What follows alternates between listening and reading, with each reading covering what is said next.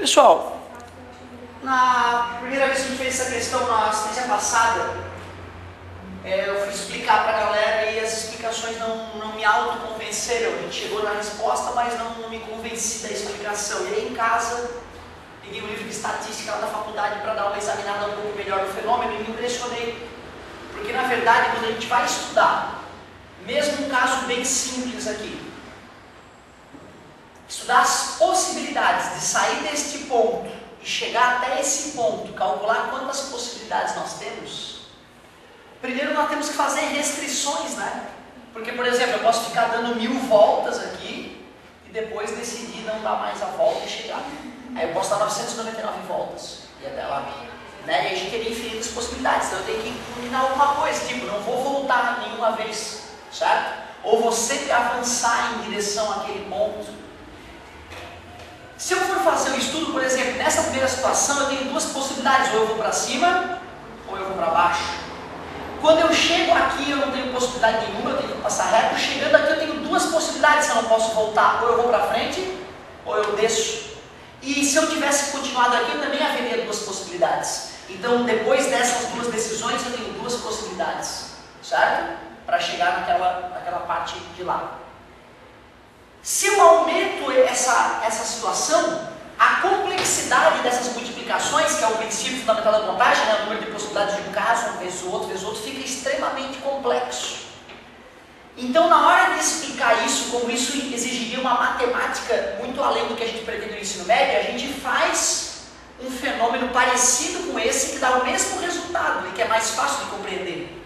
A gente finge que ir para a direita é D, subir é C, e diz, para poder chegar até ali, eu vou ter que ir para a direita 2 vezes e subir 1 vez, certo?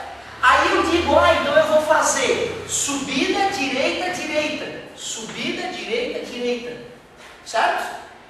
Se eu fizer o cálculo de quantas maneiras diferentes eu posso intercalar direita e subida, acaba dando o mesmo resultado que o número de maneiras diferentes de eu sair daqui e chegar até aqui, mas não é o mesmo fenômeno, não é a mesma situação, até porque, né, como é que a gente vai fazer esse cálculo aqui? É a permutação de 3 elementos com 2 se repetindo, afinal trocando eles de posição, né? A comparação que eu quis fazer na aula passada era assim, por que eu estou dividindo, né? Por exemplo, nesse caso, né? Eu quero saber quantas maneiras eu venho daqui para cá. A gente sabe que vai ter que ir para a direita 3 vezes e vai ter que subir 2 vezes, certo? Então pode ser direita, direita, direita, subida, subida. E posso intercalar isso tudo, né?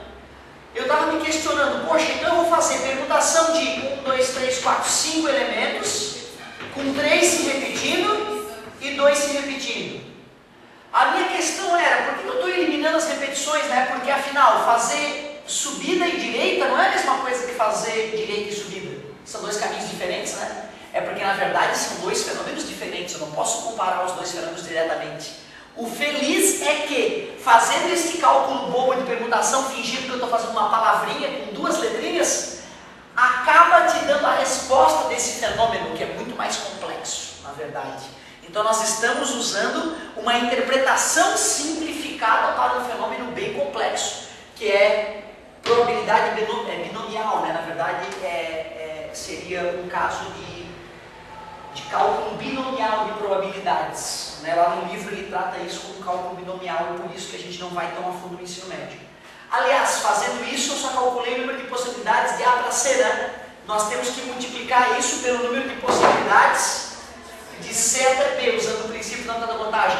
Aqui seriam 2 direitas e 1 subida, não é isso? Então subida, direita, direita seria a permutação de 3 elementos com 2 se repetindo. 3 fatorial sobre 2 fatorial, que dá 3, né? Aqui ficaria essa outra, 5 fatorial, 3 fatorial, 2 fatorial. 2 fatorial é 2, né? 5 vezes 4, 20 dividido por 2, aí ficou 10 vezes 3, que dava 30 possibilidades. Então não se esqueçam, isso é só uma escapatória para se livrar de um fenômeno mais complexo. Por isso na hora de interpretar a gente estava querendo tampar o sol com a peneira, querendo interpretar de um jeito simples um fenômeno muito complexo.